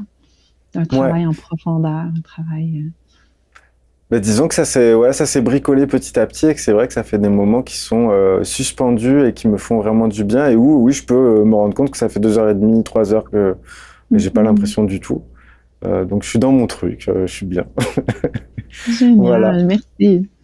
Et donc, il faut savoir que si j'y pense, je mettrai un petit lien qui mène à quelques-unes des productions que j'ai faites sous cette vidéo. De même que, évidemment, là pour le coup, c'est sûr, je mettrai le lien qui va à ta chaîne et à ce que tu citais tout à l'heure comme étant des méditations guidées, d'une certaine façon, si j'ai bien compris. Mhm, mhm, d'accord. Voilà, donc vous aurez accès à ça et à tout le travail d'Isabelle, bien entendu. Alors on arrive à la fin de cette première partie. J'ai une tonne de questions qui me restent, mais je suis obligé de passer à la deuxième partie au bout d'un moment. Du coup, j'ai envie déjà de te remercier pour tout ce qui s'est passé jusqu'à maintenant, te dire que je suis ravi qu'on soit croisés et qu'on ait eu cet échange-là jusqu'à maintenant. Est-ce que tu aurais quelque chose qui te paraît essentiel sur le sujet du stress en général, et non pas l'aspect qu'on va développer juste après, qui est plutôt lié à la parentalité? Est-ce que tu aurais quelque chose que tu souhaiterais ajouter qui te paraît essentiel et que tu n'as pas dit jusqu'à maintenant? J'insisterai à nouveau sur l'idée d'indulgence envers soi, pour normaliser le stress, les réponses de stress. Et je ferai le pont avec les excellentes entrevues que tu as eues avec Serge Marquis pour parler de l'importance justement de la conscience, de la présence attentive.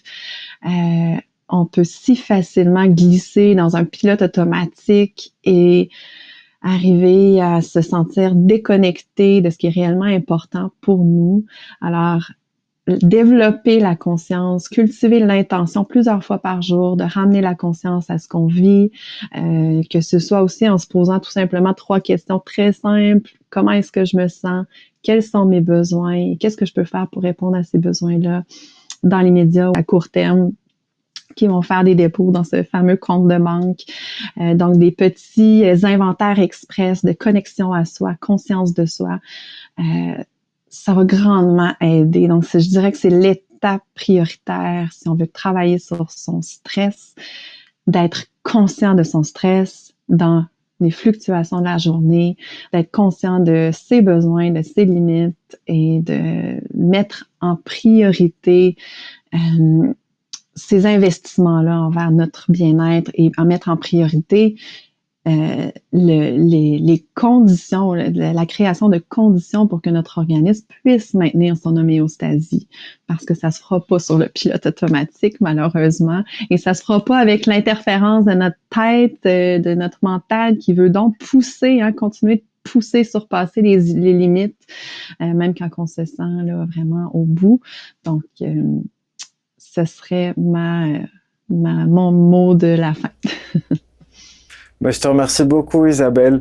Je donne rendez-vous à toutes les curieuses et tous les curieux qui voudraient suivre la suite de cet échange qui va avoir pour sujet le stress lié à la parentalité. À tout à l'heure pour cela. Et puis, je vais laisser la main à Gaëtan qui va venir te partager ce qu'il a retenu de cette partie de notre échange.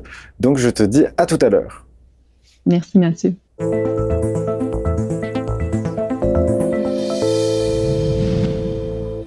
Bonjour et merci beaucoup Isabelle, j'ai écouté cet échange que vous avez eu avec Mathieu et je vais me permettre de rebondir dessus, d'évoquer certaines choses et puis d'essayer de reformuler ou de compléter grâce à toi. J'ai entendu la proposition d'apprendre à naviguer avec les fluctuations de son émotion, de son stress et puis surtout de comprendre. Et je crois que c'est vrai que la compréhension de ce qui nous habite, de ce qui nous fait réagir, c'est déjà une voie d'apaisement. Donc, j'ai apprécié cette proposition. Et tu as parlé de e-stress ou e-stress, et je connaissais pas cette formulation-là. Est-ce que tu voudrais bien me définir ce que vous entendez par ce e-stress? C'est un terme, peut-être que on l'entend plus au niveau anglophone, mais c'est un terme qui a été utilisé faisant référence au stress positif. Donc, quand je reprends la courbe en U inversée du stress, il y avait la portion où on augmente en quantité de stress de sorte à ce que la performance, notre fonctionnement est amélioré, et ce serait dans cette moitié-là de la courbe qui ferait référence à l'e-stress ou stress positif, tout simplement. Et on a ensuite l'autre moitié de la courbe qui fait référence à la détresse, donc un stress vécu négativement. D'accord, donc c'est le pic de cette courbe de Gauss qui correspondrait à... D'accord. La peur du ressenti du stress, vous en avez parlé avec Mathieu, et c'est vrai qu'en termes de mouvements sociétaux, ça fait partie de mes dadas de voir un peu comment la société évolue. Puis comme j'ai depuis une vingtaine d'années des cours que je donne à des étudiants de 20 ans, je les vois eux-mêmes évoluer. Et j'ai l'impression quelque part que parfois, dans certains groupes, il peut y avoir une sorte d'hyposensibilité. Je me demandais est-ce que justement, de ton point de vue, ou de ce que tu entends, peut-être même avec les patients que tu reçois, on ne serait pas dans une société qui, à force d'être connectée au stress, les médias, comme tu disais, les notifications, vous en parliez avec Mathieu, est-ce que ça finit pas par créer des êtres sociaux, du coup, loin de leur sensibilité, loin de leurs émotions, un peu hors sol, pour finalement vivre moins ce stress qui finit par être désagréable? Est-ce que ça ne créerait pas justement une sorte d'hyposensibilité de cette génération? Qu'est-ce que tu en penses? Je suis d'avis qu'effectivement, pour certaines personnes, d'être exposé à autant de stress, et les médias en sont un bon exemple aussi, on est conscient de tout ce qui se passe ailleurs dans le monde, des drames épouvantables, et donc on peut facilement ressentir de l'impuissance. Et cette impuissance-là est extrêmement difficile à vivre pour tout humain. C'est une émotion qui est très souffrante, désagréable, et donc, un des mécanismes de protection de l'humain peut être ce qu'on appelle la dissociation émotionnelle, donc une forme de coupure émotionnelle. Donc, c'est peut-être à ça, en fait, que ferait écho l'hyposensibilité.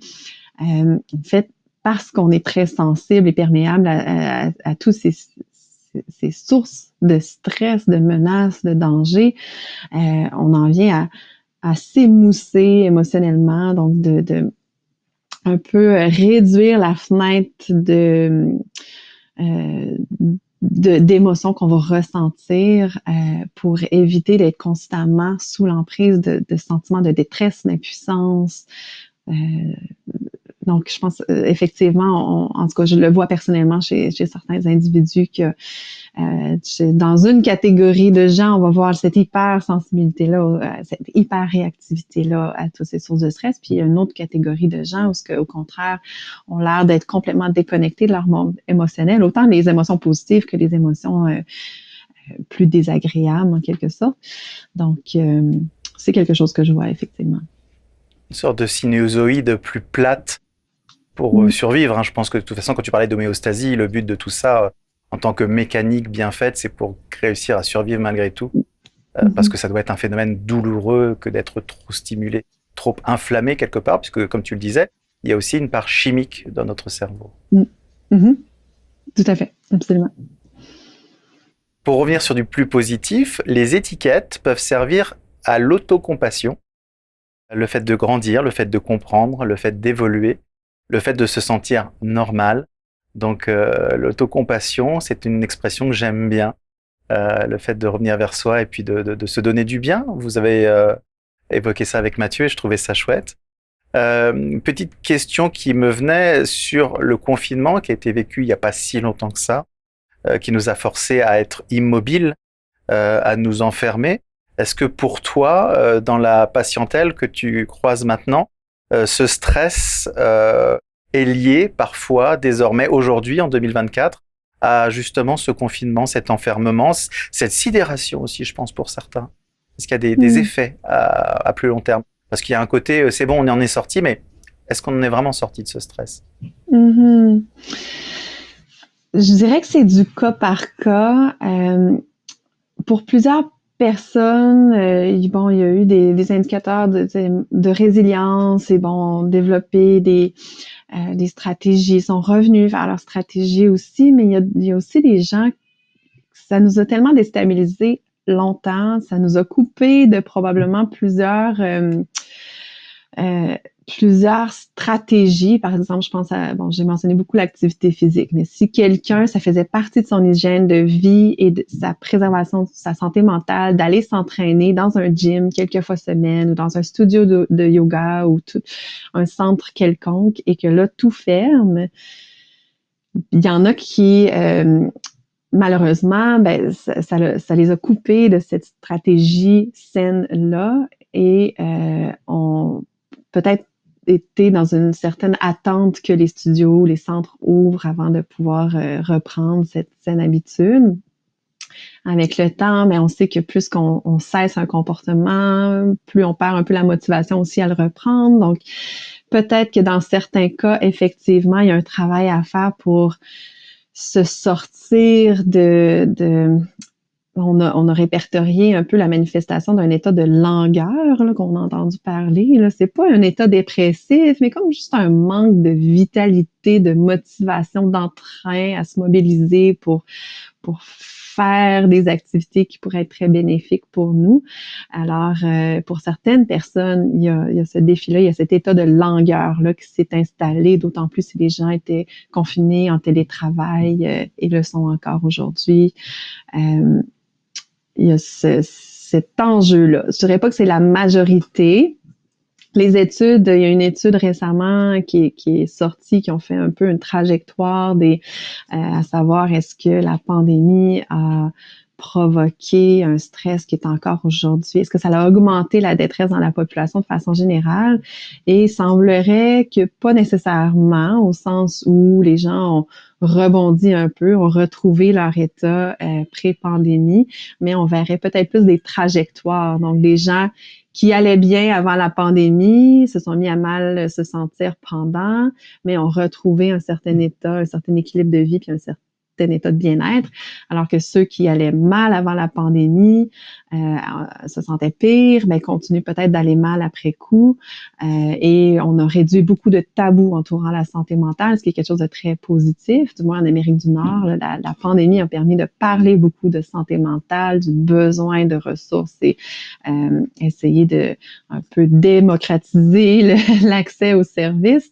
Donc, peut-être qu'après, post-pandémie, on observe une augmentation des demandes de consultation parce que les gens ont peut-être moins de réticence à consulter qu'il y en avait avant. Alors, je dirais encore, ce serait du cas par cas pour répondre à cette question. Ce que j'entends, et je trouve ça très positif, c'est justement cette possibilité de parler de santé mentale. Moi, j'ai plus l'impression, côté France ou côté médias, qu'il y a plutôt un déni, qu'on n'en parle pas spécialement, et je crois que c'est, comme tu viens de l'évoquer, le bon moment, justement, d'aller regarder de ce côté-là. Et quand tu as parlé d'une sorte de quelque chose de languide, ça me parle beaucoup par rapport, moi, à mon ressenti derrière. Comme tu l'as dit, on est sorti des habitudes d'activité, ça a été mon cas aussi. Et l'air de rien, bah, il y a une sorte de... Puis on a appris à attendre, quelque part, puisqu'on ne savait pas quand ça allait s'arrêter. Donc on a fait avec. On a appris à laisser le temps passer, à s'occuper d'une autre façon. Et je pense que, pour une part, je suis encore dans cette énergie-là, avec d'autres habitudes qui se sont installées. Et Netflix a explosé au passage. De ne plus être dans la même action que précédemment. En tout cas, le fait de languir, le côté un peu fade, un peu mou, un peu, ça me parle. Donc, merci de partager ça. Peut-être qu'il y a d'autres spectateurs et là encore pour se dire, ok, c'est normal en fait, tout va bien. C'est transitoire. C'est l'espoir que j'y vois. Tout à fait. Et j'aime insister sur le fait que souvent on attend la motivation avant de se mettre en action, mais ce qu'on sait, ce qu'on observe maintenant, c'est en fait le fait de se mobiliser dans l'action va augmenter la motivation à répéter l'expérience d'action.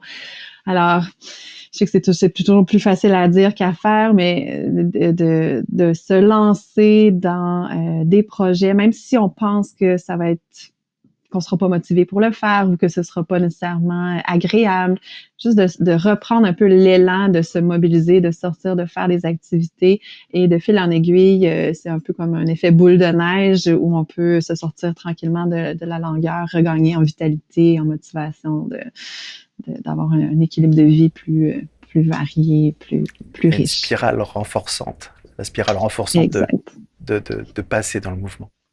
Tu as parlé de choses par rapport aux textos qui se passaient au Québec. Est-ce que tu pourrais en parler? Parce que je ne sais pas du tout par rapport au côté légal ou illégal. Je pense que c'est par rapport au travail.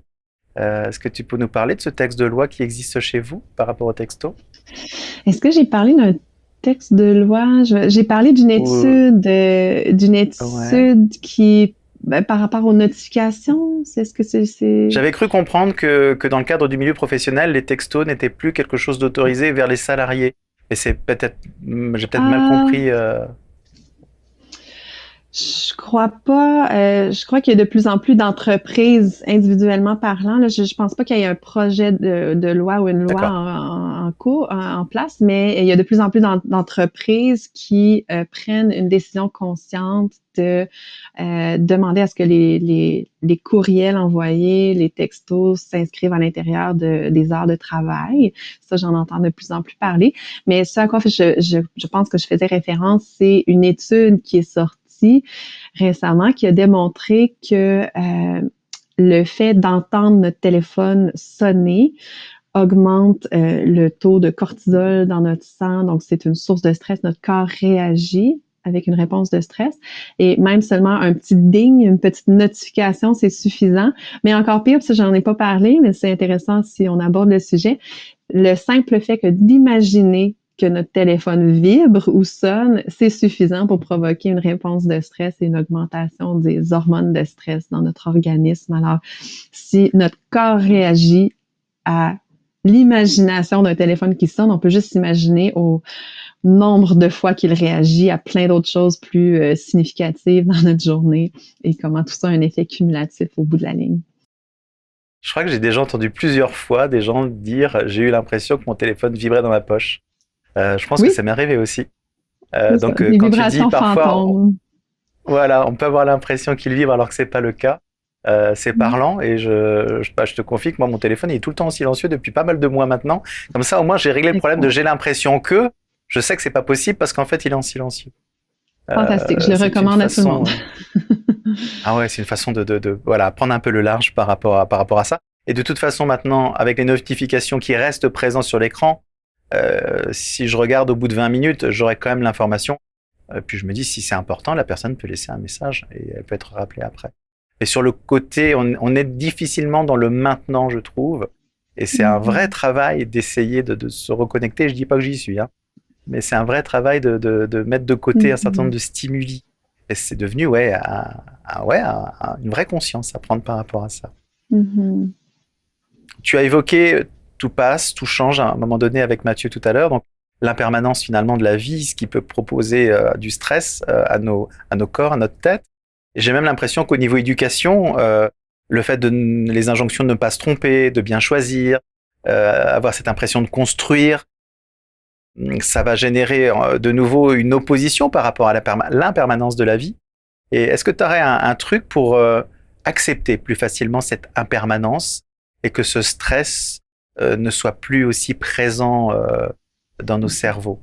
Est-ce que tu as trouvé une solution toi-même peut-être ou une Hmm. proposition?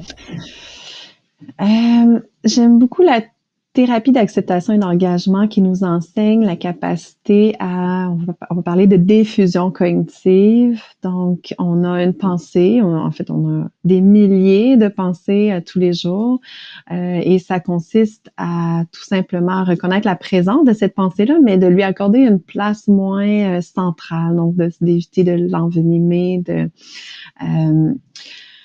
donc, pour moi, c'est aidant quand j'ai des pensées, si je m'attache ou je m'identifie à quelque chose qui nourrit beaucoup de stress, des fois de prendre un temps pour défusionner et me concentrer sur toutes les autres choses qui composent mon expérience du moment présent aussi. Donc, l'exercice du et que j'appelle. Donc, oui, il y a cette pensée et il y a ce que je vois dehors présentement. Il y a toi que je vois dans l'écran. Il y a les sons que j'entends de mes enfants qui s'agitent en haut. Il y a des fois de défusionner, de prendre ce recul. Ça peut être aidant et c'est quelque chose qui s'entraîne aussi. Donc, de pratiquer de par des techniques de pleine conscience, de méditation aussi, guidées peuvent aider à entraîner cette faculté. Je dis pas que je le maîtrise, là, loin de là. C'est quelque chose encore à renouveler constamment, à exercer régulièrement. Mais ça l'aide à prendre, en prenant ce recul-là, après ça, on peut plus, je trouve qu'on est dans une position qui favorise se laisser aller, cette confiance, la tolérance à l'impermanence, et faire confiance que les choses vont changer dans une direction ou dans l'autre. J'aime aussi me rappeler que les exemples du passé ou dans des moments que j'ai trouvé très difficiles, comment est-ce que j'ai réussi à les traverser, et quelle en était l'issue.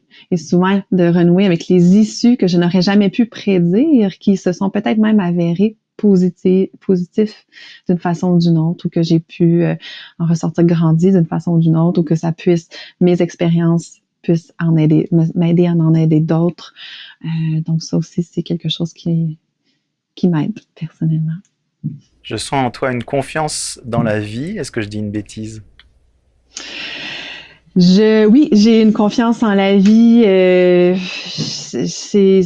je dirais oui, oui, oui, oui, oui, au sens où une confiance non pas naïve au sens où tout est bien qui finira bien, comme on peut découvrir des pépites d'or au travers de toutes circonstances de vie, qu'il va y avoir du beau au travers des malheurs, il va y avoir euh, où on peut en grandir d'une façon ou d'une autre, ou du moins, des fois, c'est la beauté du soutien qu'on obtient. Fait que je dirais oui, je dirais que oui. Je pense que pour faire mon métier, je dois avoir une certaine confiance, confiance envers la vie, envers le potentiel de l'humain aussi, envers c'est ce qui m'aide, je pense, à contribuer à une forme de résilience que de oser croire qu'il peut y avoir du positif dans l'avenir. Et l'importance du lien, vous l'avez évoqué aussi, et j'aimerais conclure là-dessus en fait.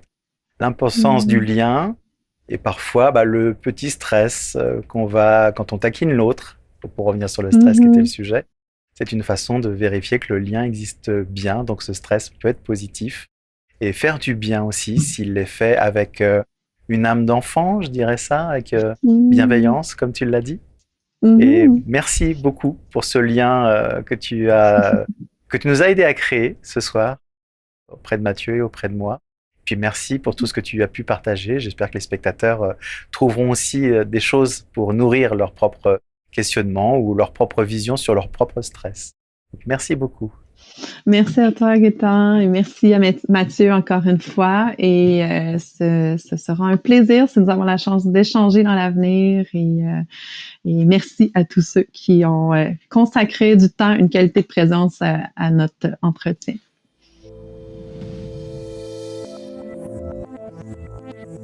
Merci beaucoup Isabelle pour ta confiance, pour cet échange sincère, fluide. On a parlé de flow, c'était riche, c'était humain, c'était spontané, c'était frais, ça m'a fait du bien. Merci, voilà, tout simplement. Merci à toi Mathieu, ça m'a fait grandement du bien, à moi aussi. Trop chouette. Les liens pour accéder à ton travail sont disponibles sous cette vidéo. On y retrouvera également les ouvrages que tu as cités et peut-être la musique que je fais de temps en temps quand je fais des méditations actives. En tout cas, il y aura plein de choses dans la description que tu pourras consulter. J'aimerais également remercier Gaëtan pour son aide précieuse, son soutien indéfectible et son esprit de synthèse. Et enfin, merci à toi d'avoir regardé cette vidéo. N'hésite pas à réagir dans les commentaires, à t'abonner bien entendu, et n'oublie pas, la curiosité est un joli défaut. Salut!